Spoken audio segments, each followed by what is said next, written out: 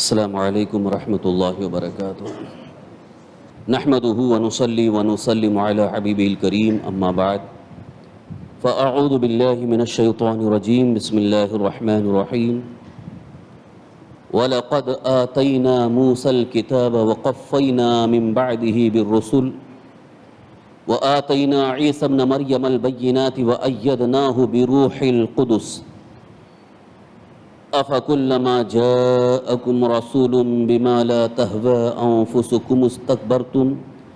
فَفَرِيقًا كَذَّبْتُمْ وَفَرِيقًا تَقْتُلُونَ صدق اللہ مولانا العظیم۔ حصول برکت کے لیے ایک مرتبہ درود شریف پڑھ لیں۔ اللہم صلی وسلم علی سیدنا مولانا محمد معدن الجود والکرم وعلی آلہ واصحابہ بارک وسلم صلاۃ و سلاما علیک یا رسول اللہ صلاۃ و سلاما علیک یا حبیب اللہ۔ قرآن کریم کی سورہ بقرہ کی تفسیر آپ حضرات سماعت فرما رہے ہیں۔ اس سے پیشتر قوم بنی اسرائیل کے متعلق عذاب کا فیصلہ جو اللہ تعالیٰ کی طرف سے تھا وہ ذکر ہوا۔ ابھی سلسلہ وہی جاری ہے۔ قوم بنی اسرائیل جس کے متعلق ہم نے اس سے پہلے بھی بیان کیا تھا کہ یہ قوم اولاد یعقوب سے ہیں، حضرت یعقوب علیہ السلام کی اولاد سے ہیں، لیکن جب اللہ کے حبیب ہمارے آقا سرکار دو عالم صلی اللہ تعالی وسلم دنیا میں تشریف لائے اور آپ نے اپنے نبی ہونے کا اعلان فرمایا تو وہی بنی اسرائیل جن کو یہود کہا جاتا تھا انہوں نے حضور صلی اللہ تعالی وسلم کی نبوت و رسالت کا انکار کیا، اپنے مومن ہونے کا دعویٰ کرنے لگے اور یہ کہنے لگے کہ ہم جس مذہب پر جس دین پر قائم ہیں ہمارا وہی دین حق ہے۔ انسانی مزاج ایک یہ بھی ہے کہ جب آدمی کسی چیز کو اپنے دماغ میں بٹھا لیتا ہے کہ یہ جو میں کر رہا ہوں یہی صحیح ہے تو پھر وہ جلدی دوسری چیز کو تسلیم نہیں کرتا۔ خاص طور پر باطل مذہب کے ماننے والے حق سے ہٹ کر اگر کوئی نظریہ، کوئی فکر، کوئی عقیدہ اپنا لیا، اب ان کو اگر حق دکھایا جائے، حق بتایا جائے کہ یہ جو آپ اپنا رہے ہیں یہ حق نہیں ہے تو بھی جلدی اس کو وہ تسلیم نہیں کریں گے۔ لیکن کبھی افسوس کی بات یہ ہے کہ باطل چیز اگر کوئی بتاتا ہے تو انسان اس کو جلدی قبول کرنے لگتا ہے، غلط چیز کی طرف انسان بہت جلدی مائل ہوتا ہے، اس کی طرف متوجہ ہوتا ہے اور اس کو قبول کرنے کی کوشش کرتا ہے، لیکن حق چیز کی طرف انسان جلدی توجہ نہیں کرتا۔ یہ ایک انسانی فطرت ہے، انسانی مزاج ہے۔ قرآن کریم میں بھی اللہ تعالیٰ نے اس کو یوں ذکر فرمایا، وَإِن يَرَوْا سَبِيلَ الرُّشْدِ فَلَا يَتَّخِذُوهُ سَبِيلًا وَإِن يَرَوْا سَبِيلَ الْغَيِّ فَيَتَّخِذُوهُ سَبِيلًا۔ یہ قرآن کریم میں چھٹے پارے میں ہے۔ اللہ تعالیٰ ارشاد فرماتا ہے اگر صحیح راستہ دکھایا جائے، وَإِن يَرَوْا سَبِيلَ الرُّشْدِ، ہدایت کا صحیح سیدھا راستہ اگر بتایا جائے تو لوگ اس کی طرف زیادہ نہیں جائیں گے۔ وَإِن يَرَوْا سَبِيلَ الْغَيِّ، اور اگر گمراہی کا راستہ، غلط راستہ دکھایا جائے، فَيَتَّخِذُوهُ سَبِيلًا، لوگ اس کی طرف زیادہ جائیں گے۔ اللہ تبارک تعالیٰ کا فرمان بالکل برحق ہے۔ آج بھی ہم یہی چیز دیکھتے ہیں کہ اگر صحیح راستہ لوگوں کو بتایا جائے تو بہت کم اس کی طرف آتے ہیں، زیادہ لوگ نہیں آتے ہیں، لیکن برا راستہ دکھایا جائے تو بہت سارے لوگ اس کی طرف مائل ہوتے ہیں۔ اس کی ایک چھوٹی سی مثال آپ دیکھ سکتے ہیں، اندازہ لگا سکتے ہیں، تجربہ کر سکتے ہیں۔ نماز کی طرف اگر لوگوں کو بلایا جائے تو بہت کم آئیں گے، اگر کھیل کے لیے، سنیما دیکھنے کے لیے یا کوئی ایسی چیز جو گناہ ہے اس کی طرف لوگوں کو بلایا جائے تو بہت زیادہ لوگ جائیں گے۔ یہ ایک مثال آج ہمارے نگاہوں کے سامنے ہے، اس کا ہم تجربہ کر سکتے ہیں۔ تو گویا انسانی مزاج، انسانی فطرت یہ ہے کہ وہ غلط راستے کی طرف زیادہ جاتا ہے اور حق کی طرف بہت کم آتا ہے، اور جو حق راستے کی طرف آ گئے ان پر اللہ کا فضل و انعام ہو گیا۔ یہ اللہ تعالیٰ کا فضل ہے، اللہ کا کرم ہے، جن کو اللہ تعالیٰ نے حق راستے کی طرف آنے کے کچھ نشانیاں ظاہر فرمائی اور ان کے دل کو کھول دیا اور وہ حق کی طرف آ گئے، تو سمجھ جائیے وہ کامیاب ہیں اور اللہ تعالیٰ کا ان پر انعام ہے۔ یہی وجہ ہے کہ اللہ کے رسول سرور کائنات صلی اللہ تعالی وسلم بھی جب لوگوں کو دین کی دعوت دیتے تھے، حق کی طرف بلاتے تھے، تو زیادہ نہیں بہت کم آتے تھے اور زیادہ ادھر ہی رہتے تھے۔ تقریباً آخری زندگی کے معاملات تک بھی یہی رہا کہ ایمان لانے والے، دین حق کو قبول کرنے والے کم تعداد میں رہے اور باطل کی طرف زیادہ رہے۔ یہودیوں کا یہی حال تھا، قوم بنی اسرائیل کا یہ حال تھا کہ ان کو بتایا گیا، یہاں تک کہ قرآن کریم سے اللہ کے رسول صلی اللہ علیہ وسلم نے انہیں بتایا کہ تم جن چیزوں کے حق ہونے کا دعویٰ کرتے ہو، قرآن ان کے حق ہونے کا بھی اظہار فرماتا ہے، لیکن کچھ چیزیں ایسی ہیں کہ جن کو تم نے تسلیم کر لیا ہے، جن پر قائم ہو، قرآن ان کی تردید کر رہا ہے، قرآن ان کا رد کر رہا ہے، اسے کیوں نہیں مانتے؟ خاص طور پر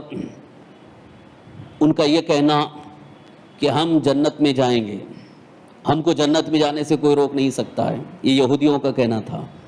قوم بنی اسرائیل اس پر بہت زیادہ زور دیتے تھے اور ایمان والوں کو، مسلمانوں کو، صحابہ کو تانا دیتے تھے کہ ہم تو زیادہ ایمان والے ہیں،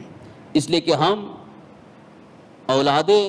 حضرت یعقوب علیہ السلام میں سے ہیں، نبی کی اولاد میں سے ہیں، لہذا ہم پر تو اللہ کا فضل ہوگا اور ہم تو جنت میں جائیں گے ہی۔ تو کئی مقامات پر ان کی تردید آئی کہ جب تک تمہارا ایمان مکمل نہیں ہوگا، اگرچہ تم نبی کی اولاد ہو لیکن ایمان ثابت نہیں ہے تو جنت میں جانا نصیب نہیں ہوگا۔ تو ان کے لیے ایک شرط رکھی گئی کہ نبی آخر الزمان صلی اللہ تعالی وسلم پر ایمان لانا ضروری ہے، یعنی حضور صلی اللہ علیہ وسلم کی تشریف آوری کے بعد، حضور کی بعثت کے بعد، اب ہر ایک کے لیے جو بھی اپنے آپ کو مسلمان ہونے کا دعویٰ کرے، اس کے لیے لازم ہے، ضروری ہے، فرض ہے کہ وہ حضور صلی اللہ تعالی وسلم پر مکمل ایمان لائے۔ حضور پر ایمان لائے بغیر وہ مومن کہلائے گا ہی نہیں، یا تو وہ اسی لیے ان کو اہل کتاب کہا جاتا تھا، یا یہودی کہا جاتا تھا، عیسائی، نصرانی کہا جاتا تھا۔ مومن وہی ہے جو نبی آخر الزمان سرور کائنات صلی اللہ علیہ وسلم پر ایمان لائے۔ تو ایک تو ایمان والا مسئلہ تھا، ان کا وہ ایمان بھی مکمل نہیں تھا، لیکن ساتھ ہی ساتھ ان کو کچھ چیزوں پر بڑا غرور تھا، تکبر تھا، اور اس پر وہ فخر بھی محسوس کرتے تھے، لہذا قرآن مقدس میں ان کو اس بارے میں بھی بتایا گیا کہ یہ خالص تمہارا غرور ہے، تکبر ہے، لہذا یہ تمہارے کام آنے والا نہیں ہے۔ جیسا کہ حضرت موسیٰ علیہ السلام پر نازل شدہ کتاب تورات پر ان کے ایمان کا دعویٰ بھی تھا، اور اس پر وہ مغرور ہوتے تھے کہ ہم تو تورات کے ماننے والے ہیں، ہم تو تورات پر ایمان رکھتے ہیں، لیکن انہیں بتایا گیا کہ اب قرآن کے آنے کے بعد ساری کتابوں کا معاملہ اب منسوخ ہے، یعنی ان پر ایمان کافی نہیں ہے بلکہ اب قرآن پر ایمان لانا ضروری ہو گیا۔ آج بھی اگر کہیں سے تورات سامنے آ جائے، کوئی لا کر کے کہے یہ بھی آسمانی کتاب ہے، حضرت موسیٰ علیہ السلام پر نازل ہوئی تھی،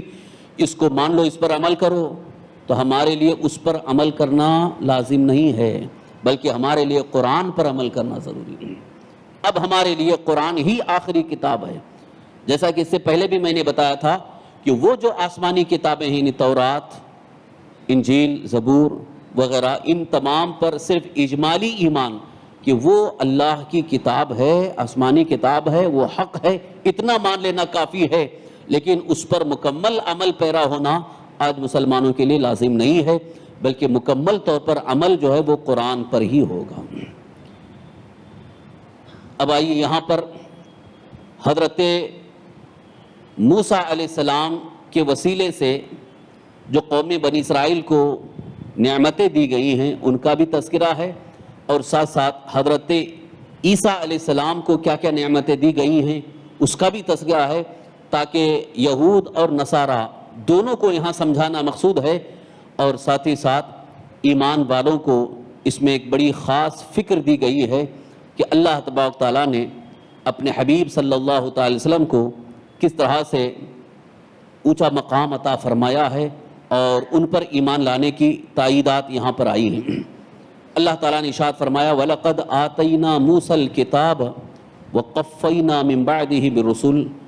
یقیناً بلا شبہ بے شک ہم نے موسیٰ کو کتاب عطا کی۔ یہ تو بالکل واضح ہے، ظاہر ہے، اللہ تعالیٰ نے حضرت موسیٰ علیہ السلام کو کتاب عطا فرمائی، یعنی تورات شریف۔ وَقَفَّيْنَا مِن بَعْدِهِ بِالرُّسُلِ، اور اس کے بعد پے در پے رسول بھیجے، یعنی حضرت موسیٰ علیہ السلام سے لے کر حضرت عیسیٰ علیہ السلام تک کنٹینیو رسول آتے رہے، درمیان میں کئی رسول آئے ہیں۔ رسول کسے کہا جاتا ہے اس کی تعریف میں اس سے پہلے بھی کر چکا ہوں، شاید ذہن میں محفوظ نہیں ہوگی، پھر سے آپ رسول کی تعریف سن لیں تاکہ اچھی طرح سے ایمان پختہ ہو جائے کہ اللہ تعالیٰ کی طرف سے بھیجے ہوئے وہ برگزیدہ بندے جن کو اللہ تعالیٰ اپنے فضل سے علم غیب بھی عطا فرماتا ہے اور کوئی کتاب شریعت عطا فرمائے، انہیں رسول کہا گیا، اور جن کو اللہ تعالیٰ نے چن لیا، علم غیب عطا فرمایا، بندوں کی ہدایت کے لیے ان کو بھیجا، لیکن انہیں الگ سے کوئی کتاب اور شریعت نہیں دی گئی، تو وہ نبی کہلاتے ہیں۔ تو نبی اور رسول میں ایک فرق یہ ہے کہ نبی بندوں کی ہدایت کے لیے بھیجے جاتے ہیں اور ان کو علم غیب عطا فرمایا جاتا ہے، لیکن کتاب اور شریعت ان کو نہیں دی گئی۔ تو پچھلے جو نبی آ چکے ہیں، پچھلے جو رسول آ چکے ہیں، ان کی جو کتاب اور شریعت ہے اسی پر وہ خود بھی عمل کرتے ہیں اور بندوں کو اس کی دعوت دیتے ہیں۔ تو نبی کا یہ کام ہے، لیکن جن کو رسول قرار دیا گیا، رسول بنایا گیا، انہی نبیوں میں سے جن کو مخصوص کتاب دی گئی اور شریعت دی گئی انہیں رسول کہا جاتا ہے، جیسے حضرت موسیٰ علیہ السلام جن کو اللہ تعالیٰ نے کتاب بھی عطا فرمائی اور مخصوص شریعت عطا فرمائی۔ حضرت موسیٰ علیہ السلام رسول ہیں۔ حضرت داؤد علیہ السلام جن کو زبور عطا کی گئی وہ نبی بھی ہیں اور رسول بھی ہیں۔ اسی طرح سے انجیل حضرت عیسیٰ علیہ السلام کو عطا کی گئی، تو یہ کتاب بھی دی گئی اور ان کو شریعت دی گئی، اور وہ اپنے امتیوں کو اس شریعت پر، ان احکام پر عمل پیرا ہونے کی دعوت دیتے ہیں۔ اور ہمارے آقا نبی آخر الزماں سرکار دو عالم صلی اللہ تعالی وسلم پر قرآن نازل ہوا، تو قرآن یہ کتاب اللہ کی حضور صلی اللہ علیہ وسلم کو عطا کی گئی اور ایک مخصوص شریعت دی گئی، تو حضور صلی اللہ علیہ وسلم یعنی ہمارے نبی صلی اللہ علیہ وسلم بھی اللہ کے رسول ہیں۔ تو رسول ہونے کی حیثیت، رسول ہونے کا مقام یہ ہے کہ انہیں مخصوص کتاب اور شریعت دی گئی۔ تو ہمارے آقا اللہ کے حبیب سرور کائنات صلی اللہ تعالی وسلم نبی بھی ہیں، رسول بھی ہیں۔ نبی ہونے کی شان یہ ہے کہ انہیں بندوں کی ہدایت کے لیے بھیجا گیا اور علم غیب بھی عطا کیا گیا، اور رسول ہونے کی شان یہ ہے کہ مزید ان کو کتاب بھی دی گئی اور شریعت بھی دی گئی۔ کچھ نبی ایسے ہیں کہ ان کو کتاب نہیں دی گئی، جیسے حضرت شمعون علیہ السلام، یہ حضرت موسیٰ علیہ السلام کے خادم بھی تھے، حضرت موسیٰ علیہ السلام کے ساتھ رہتے تھے۔ سورہ کہف میں ان کا جہاں واقعہ ذکر ہے وہاں پر ہم نے بیان کیا تھا کہ حضرت موسیٰ علیہ السلام جب حضرت خضر علیہ السلام سے ملاقات کے لیے جا رہے تھے تو ساتھ میں ایک غلام تھے جن کا نام ہے حضرت شمعون علیہ السلام۔ بعد میں ان کو بھی نبوت دی گئی اور وہ بھی نبی ہوئے، لیکن رسول نہیں ہوئے۔ تو حضرت موسیٰ علیہ السلام پر جو کتاب نازل ہوئی یعنی تورات، اسی پر وہ بھی عمل کرتے تھے اور لوگوں کو اس کی دعوت دیتے تھے۔ اسی طرح سے کئی نبی دنیا میں آئے، 1,24,000 یا 2,24,000 کم و بیش جتنے بھی نبی اور رسول دنیا میں تشریف لائے، ان سب پر ہمارا ایمان ہے۔ ایک روایت میں یہ ہے، حدیث پاک کی روشنی میں، حضرت موسیٰ علیہ السلام سے لے کر حضرت عیسیٰ علیہ السلام تک 4,000 انبیاء آئے، 4,000 نبی دنیا میں تشریف لائے، لیکن ان سب کے ناموں کو ذکر نہیں کیا گیا اللہ بہتر جانتا ہے۔ اسی لیے تعداد بتا کر کے امت مسلمہ کو یہ حکم دیا گیا کہ جتنی بھی تعداد ہے نبیوں اور رسولوں کی، ان پر اجمالی ہمارا ایمان ہونا کافی ہے، کہ جتنے بھی نبی اللہ کی دنیا میں تشریف لائے ان سب پر ہمارا ایمان۔ لیکن اب آخری رسول ہمارے آقا حضور سرور کائنات صلی اللہ تعالی وسلم ہیں، اللہ نے آخری رسول بنا کر کے بھیجا، اب کوئی رسول آنے والے نہیں۔ اس بات پر ہمارا ایمان ہونا چاہیے، اور یہ بھی ہمارے اسلامی ایمانی عقیدوں میں سے ایک عقیدہ ہے کہ ہمارے آقا حضور صلی اللہ علیہ وسلم نبی آخر الزمان، نبی آخر الزمان کا مطلب انہیں آخری نبی ہیں، اب ان کے بعد، اب حضور کے بعد کوئی نبی نہیں آنے والا۔ یہ اس کو خاص طور پر اس لیے ذکر کیا جا رہا ہے کہ حضور صلی اللہ علیہ وسلم کے بعد بھی کچھ لوگوں نے اپنے نبی ہونے کا دعویٰ کیا۔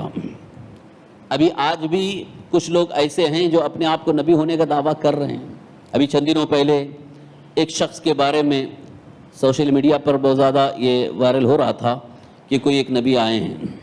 اور انہوں نے اپنے نبی ہونے کا دعویٰ کیا۔ تو یہ سب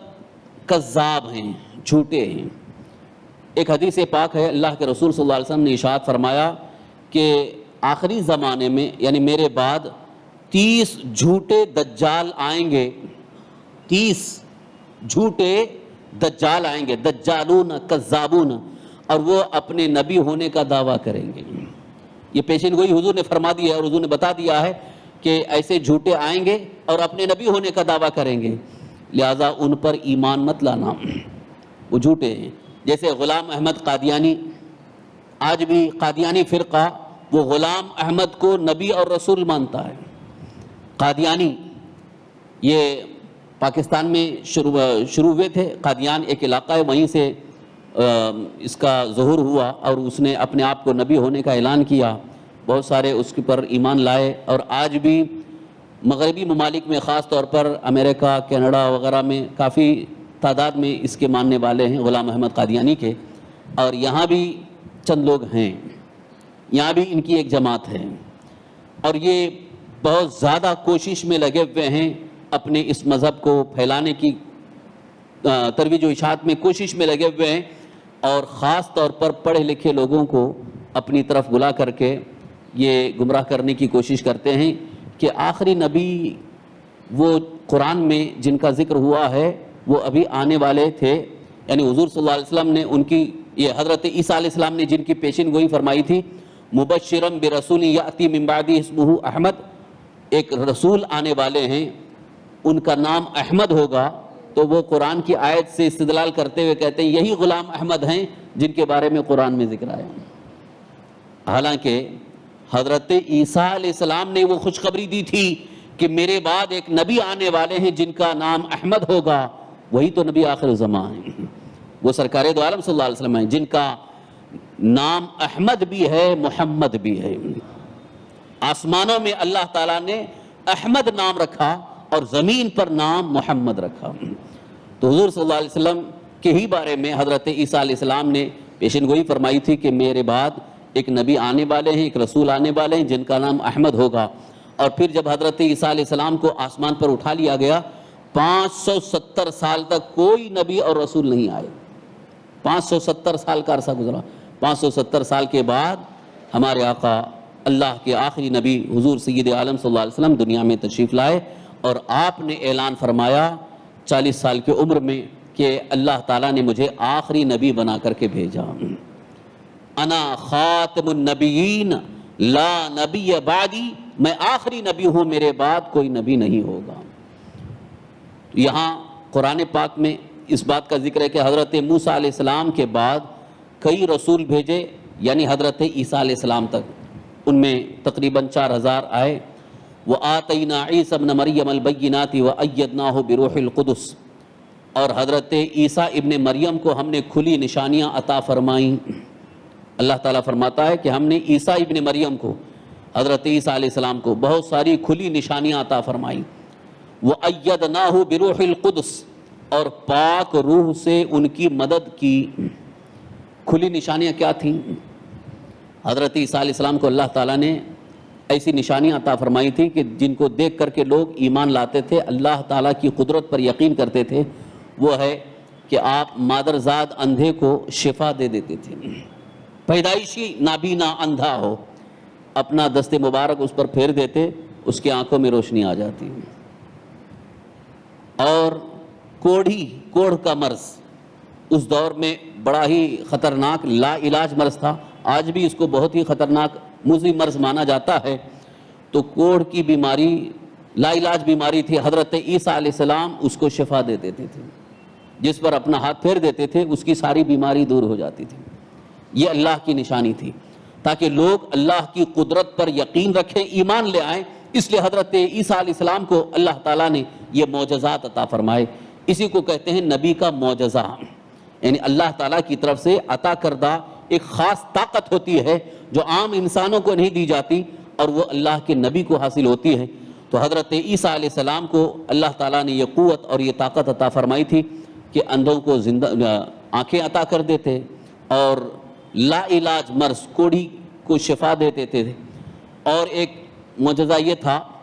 کہ مٹی کا پرندہ بنا کر پھونک مارتے تو اڑ جاتا تھا، اس میں زندگی آ جاتی تھی. جیسے ایک پرندہ جیسے ہم دیکھ رہے ہیں،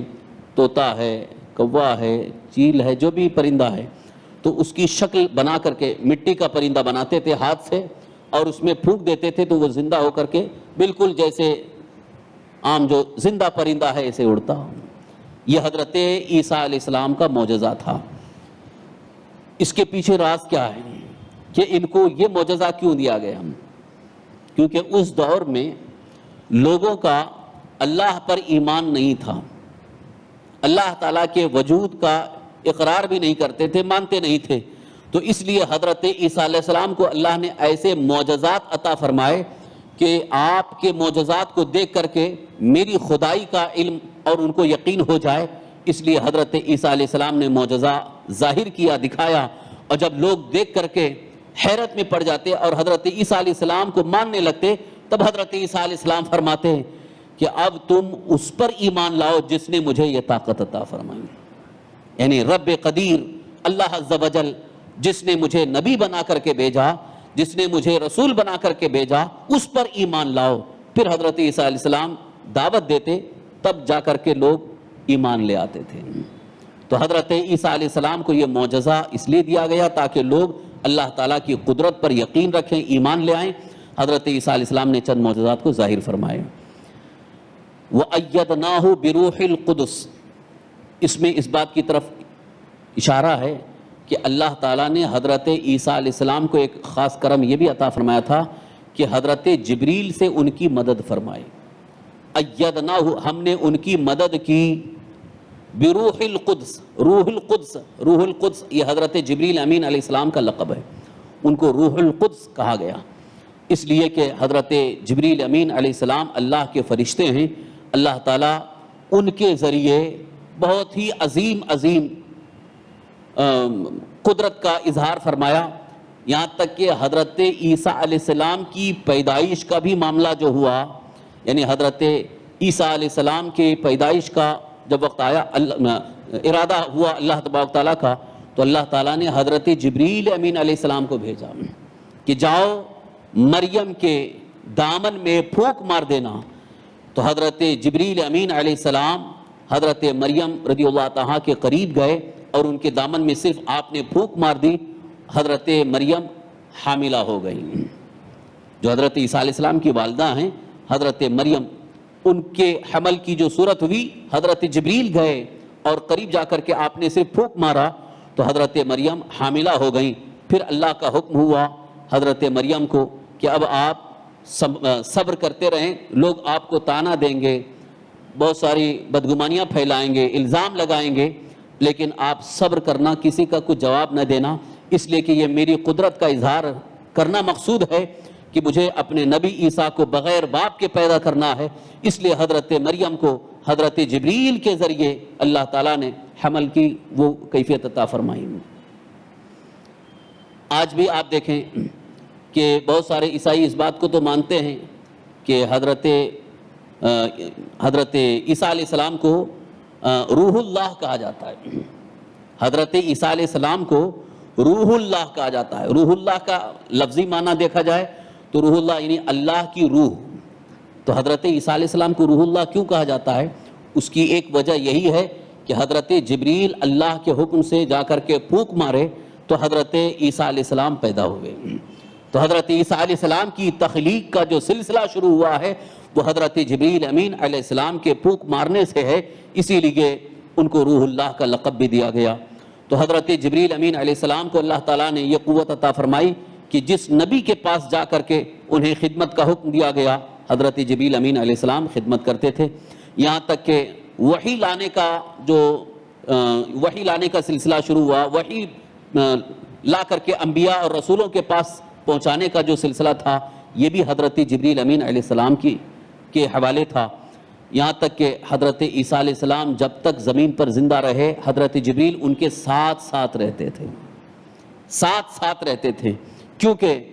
حضرت جبریل کو یہ بتا دیا گیا تھا کہ لوگ ان کے دشمن ہو جائیں گے، لہٰذا آپ کو ان کی خدمت کرنا ہے اور ان کو بچانا ہے.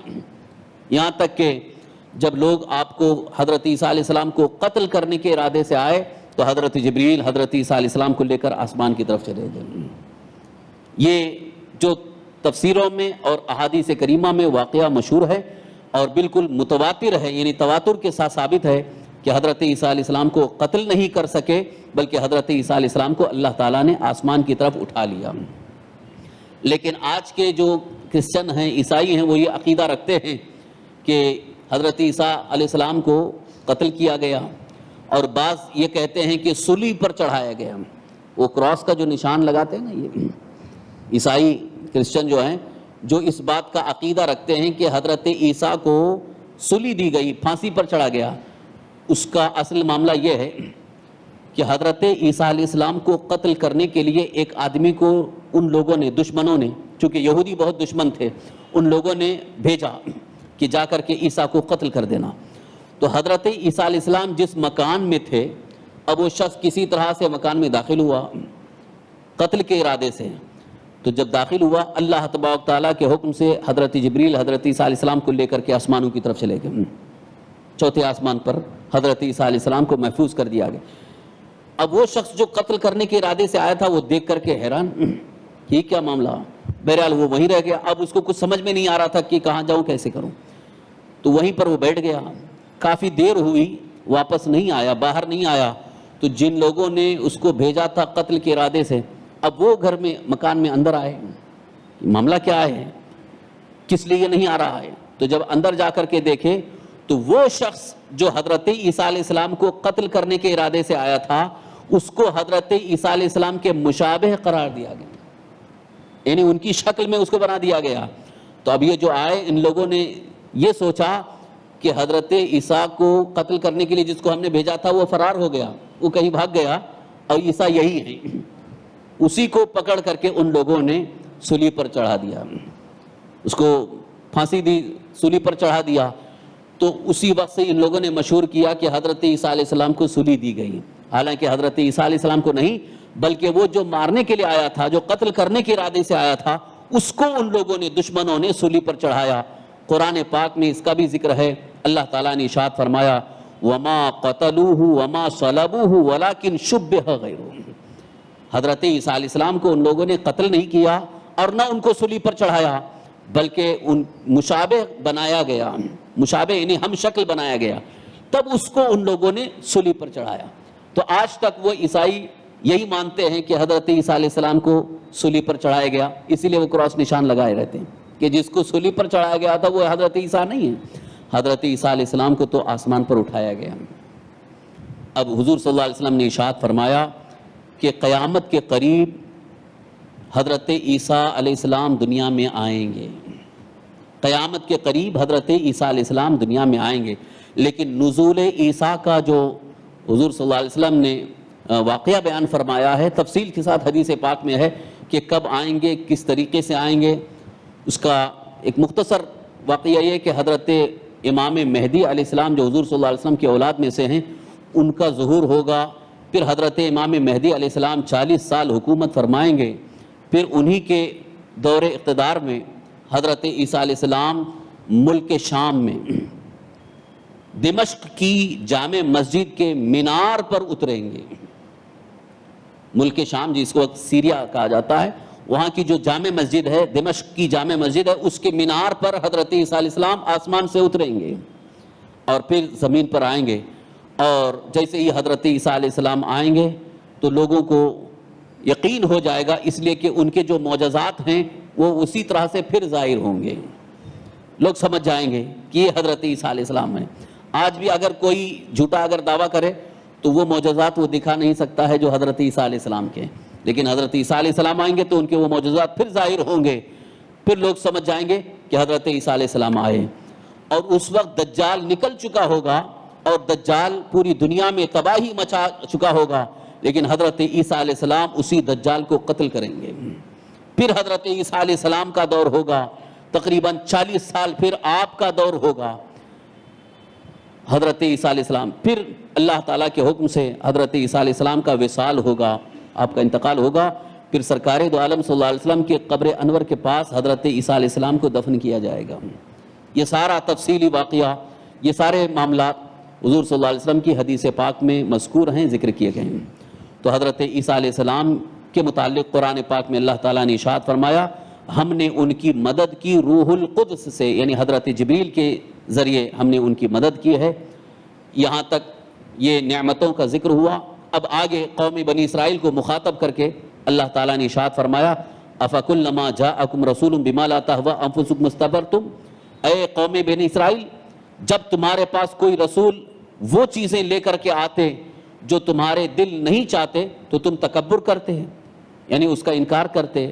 اور اس پر عمل نہیں کرتے۔ فَفَرِيقًا كَذَّبْتُمْ وَفَرِيقًا تَقْتُلُونَ، تو انبیاء اور رسولوں کے ایک گروہ کو تم لوگ قتل کرتے اور ایک گروہ کو جھٹلاتے۔ یہ قوم بنی اسرائیل کو مخاطب کر کے اللہ نے فرمایا کہ موسیٰ علیہ السلام اور حضرت عیسیٰ علیہ السلام، ان کو تو ہم نے بڑی نعمتیں عطا کی اور ان کے بعد بھی کئی نبی اور رسول آئے، لیکن تمہاری عادت یہ رہی کہ ان کو جھٹلاتے تھے، یعنی ان کو کہتے تھے تم نبی ہی نہیں ہو، ان کی نبوت کو نہیں مانتے تھے اور تکبر کرتے تھے، غرور کرتے تھے، اور ایک تو گروہ تو انبیاء کو قتل بھی کرتا تھا، کئی نبیوں کو انہوں نے قتل بھی کر دیا۔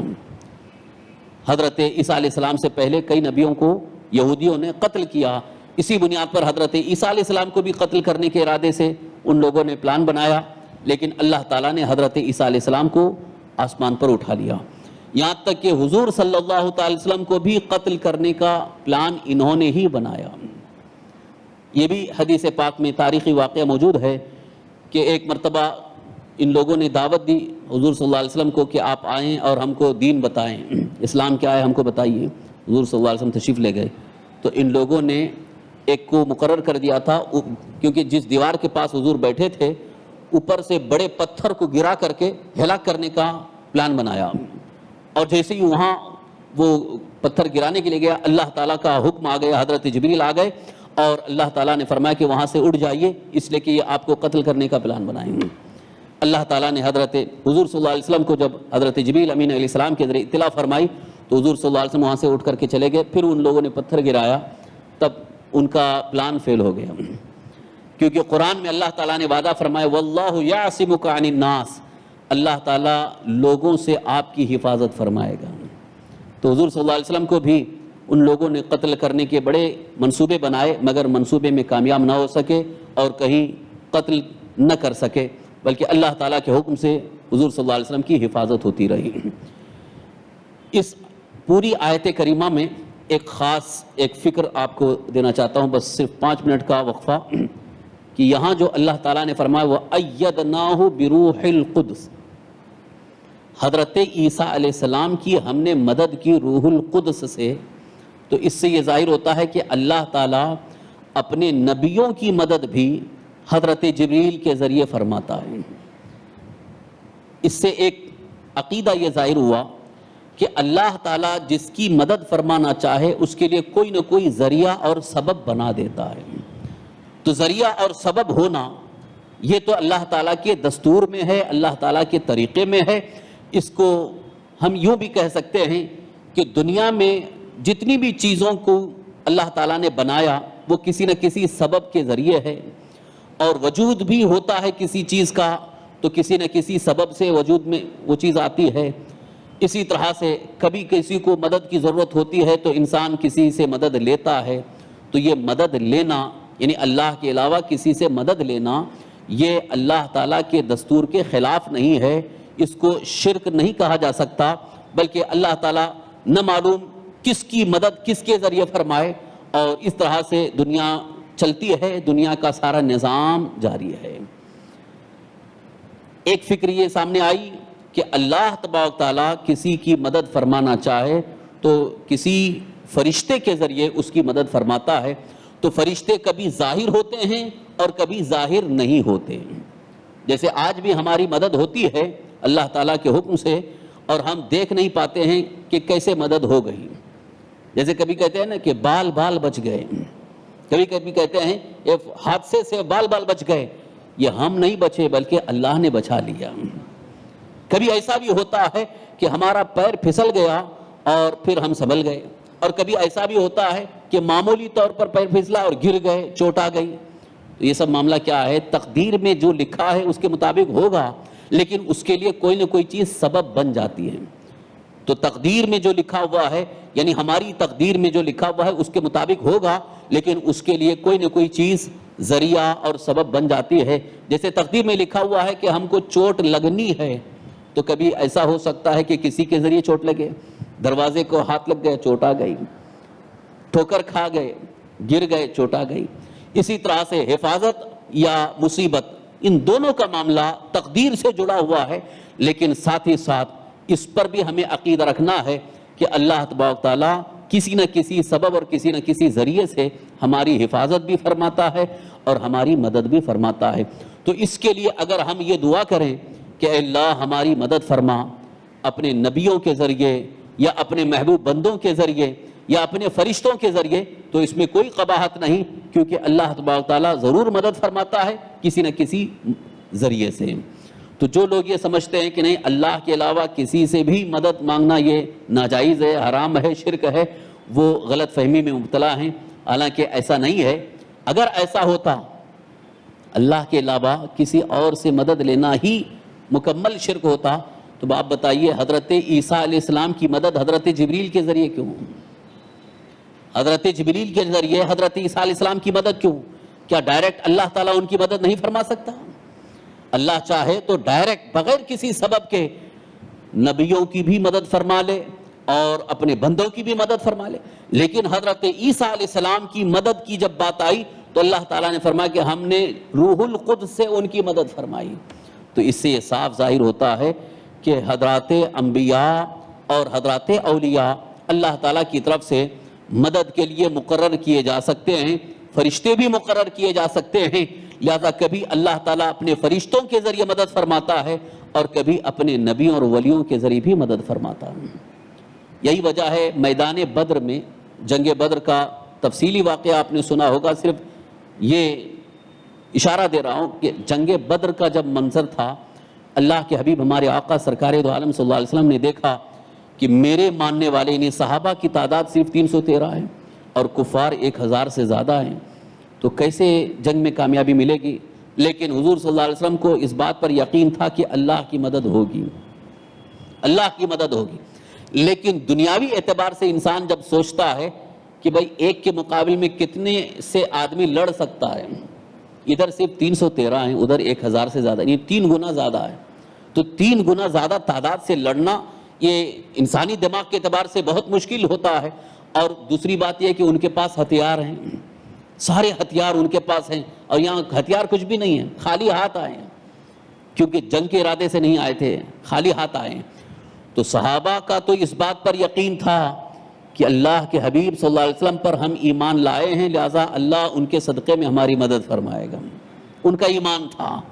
لیکن ادھر حضور صلی اللہ علیہ وسلم نے جب اللہ کی بارگاہ میں دعا فرمائی تو وہ دعا کے الفاظ بھی صحیح بخاری شریف میں موجود ہیں۔ بخاری میں حضور صلی اللہ علیہ وسلم دعا کرتے کرتے یہ عرض کرتے ہیں، اے اللہ اگر ہماری مدد نہیں ہوئی، آج ہم اگر نہیں کامیاب ہوئے تو اس پوری زمین پر تیری عبادت کرنے والا کوئی نہیں ہوگا، لن تعبد ابدا۔ یہ کون کہہ سکتا ہے؟ کوئی انسان نہیں کہہ سکتا ہے، بلکہ اگر ہم نہیں رہے تو ہم یہ تو کہہ سکتے ہیں جیسے ہم اگر عبادت کرنے والے نہیں تو اللہ تعالیٰ کسی کو بھیج کے عبادت فرما لے، عبادت کروا لیں، اس لیے کہ اللہ کی عبادت جب تک اللہ چاہے عبادت ہوتی رہے گی، مگر نبی پاک صلی اللہ علیہ وسلم کا یہ فرمانا لن تعبد ابدا، اگر یہ نہیں رہیں گے تو تیری کبھی عبادت نہیں ہوگی، یہ ایک ناز والا انداز ہے۔ یہ اللہ کی بارگاہ میں بڑے ناز سے عرض کرتے ہیں، اے مولا تو نے ہم سے وعدہ کیا ہے مدد کا، آج مدد ہونی چاہیے، آج مدد ہونی چاہیے۔ پھر اللہ تعالیٰ کا کرم ہوا، اللہ تعالیٰ نے فرمایا وَيُمْدِدْكُمْ رَبُّكُمْ بِخَمْسَةِ آلَافٍ مِّنَ الْمَلَائِكَةِ مُصَوِّمِينَ، تمہارا رب 5000 فرشتوں سے تمہاری مدد فرمائے گی۔ جنگ بدر میں 5000 فرشتوں کی فوج آئی تھی، بظاہر دیکھنے میں صرف 313 ہیں ایمان والے، لیکن اللہ تعالیٰ نے فرشتوں کی فوج بھیج دی۔ حضرت جابر بن عبداللہ رضی اللہ عنہ، حضرت علی رضی اللہ عنہ اور کئی صحابہ نے بیان فرمایا کہ بدر کے اس میدان جنگ میں ہم نے دیکھا کہ ادھر ہمارا ہاتھ اٹھتا تھا، اس سے پہلے وہ دشمن مر کے گر جاتا تھا۔ کیوں؟ اس لیے کہ وہ فرشتے قتل کر رہے تھے، فرشتے وہاں مار رہے تھے۔ لہٰذا جب اللہ تعالیٰ مدد فرمانا چاہے تو فرشتوں سے اپنی بندوں کی مدد فرماتا ہے۔ تو قرآن پاک میں یہ صاف طور پر ذکر ہے کہ 5000 فرشتوں کی فوج آئی اور ان کے ذریعے ان کی مدد ہوئی، اور پوری دنیا کی تاریخ میں یہ جنگ بدر کی تاریخ اتنی عظیم تاریخ ہے، اتنی عظیم فتح کہ دنیا کی مثال میں کبھی ایسی فتح نظر نہیں آتی ہے۔ تو یہ مدد کس کی طرف سے؟ اللہ تعالیٰ کی طرف سے تھی، فرشتوں کے ذریعے۔ تو اب یہاں سوال یہ پیدا ہوتا ہے کہ اللہ کے علاوہ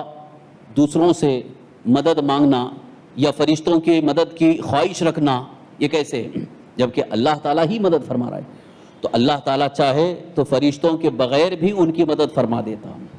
فرشتوں کے بغیر بھی ان کی مدد فرما دیتا کہ ایک ایک مومن کے اندر ہزاروں سے لڑنے کی طاقت دے دے، یہ بھی اللہ تعالیٰ کی قدرت میں ہے۔ لیکن اللہ تعالیٰ کو یہ دکھانا تھا کہ آپ لوگ مایوس نہ ہوں، آپ کی دعا قبول ہو چکی ہے، لہٰذا رب تبارک و تعالیٰ اپنے حبیب کے صدقے میں فرشتوں کی فوج بھیج کر کے آپ کی مدد فرمائے گا۔ آج بھی الحمدللہ ہمارا ایمان اگر پختہ ہو جائے تو اللہ تعالیٰ فرشتوں سے ہماری مدد فرماتا ہے، آج بھی ہے۔ کئی ایسے بھی واقعات سننے میں آئے کہ ابھی 92 کے موقع پر جو حالات تھے آپ کو تو اچھی طرح سے معلوم ہے، 92 کے موقع پر مسلمانوں کو گھیر گھیر کر کے مارنے کے معاملات ہو رہے تھے، تو کئی جگہ ایسا بھی ہوا ہے کہ مسلمان ڈرے سہمے ہیں، لیکن ان کفار کی تعداد وہ زیادہ تھی، لیکن ان کو کچھ ایسی فوج نظر آئی کہ وہ ڈر کر کے بھاگ گئے۔ ایسے بھی واقعات ہوئے ہیں۔ تو یہ کیوں ہوا؟ اس لیے کہ اللہ تبارک تعالیٰ اپنے جن بندوں کی حفاظت فرمانا چاہے وہ فرشتوں کی فوج بھیج کر کے ان کی مدد فرماتا ہے۔ اس کے لیے ہمیں اللہ تعالیٰ کی طرف پوری توجہ رکھنا، ایمان اپنا مضبوط کرنا ہے، اللہ پر اور اللہ کے رسول صلی اللہ علیہ وسلم پر ہمارا ایمان مضبوط ہو جائے، اور اللہ اور اس کے رسول کی اطاعت اور فرما برداری میں ہماری مکمل زندگی گزرنے لگے، انشاءاللہ ہر موڑ پر ہماری مدد ضرور ہوگی، انشاءاللہ مدد ہوگی۔ آج بھی دشمنان اسلام یہ سوچ رہے ہیں کہ کب ہم موقع پائیں ان کو ختم کر دیں۔ آج بھی آپ دیکھ رہے ہیں حالات ایسے ہیں، کئی پر وہ پوری طرح سے ختم کرنا چاہتے ہیں، مار کے ختم کرنا چاہتے ہیں، نام و نشان مٹانا چاہتے ہیں، لیکن اللہ کا فضل ہے جب تک اللہ چاہے مسلمانوں بلکہ اسلام کو ختم نہیں کیا جا سکتا ہے، لاکھوں تعداد میں قتل کیے جا سکتے ہیں، لیکن اسلام انشاءاللہ باقی رہے گا۔ لیکن اسلام کے ماننے والے، ایمان والے جب اللہ تعالیٰ اور اللہ کے حبیب صلی اللہ علیہ وسلم پر پورا ایمان لا کر احکام پر عمل پیرا ہوتے ہیں تو اللہ تعالیٰ ان کی مدد بھی فرماتا ہے، اور ان کے ذریعے پھر پرچم اسلام کو اللہ بلند فرماتا ہے۔ آج بھی ضرورت ہے اپنے ایمان کو مضبوط کرنے اور اپنے عقیدے کو درست کرنے اور اپنے معاملات کو صحیح کرنے کی ضرورت ہے۔ جب تک ہمارے معاملات، ہمارے کردار صحیح نہیں ہوں گے، اس وقت تک اللہ کی رحمت کے فرشتے قریب نہیں ہوں گے۔ ایک بات یہ بھی یاد رکھیں کہ جن کو ہمیشہ پاک رہنے کی عادت بن جاتی ہے، اللہ کے فرشتے ان کے ساتھ ہو جاتے ہیں۔ اسی لیے کہا گیا کہ گھر سے باہر نکلو تو پاک رہو، خاص طور پر باوضو بھی رہو تو زیادہ اچھا ہے۔ وضو کے ساتھ آپ رہیں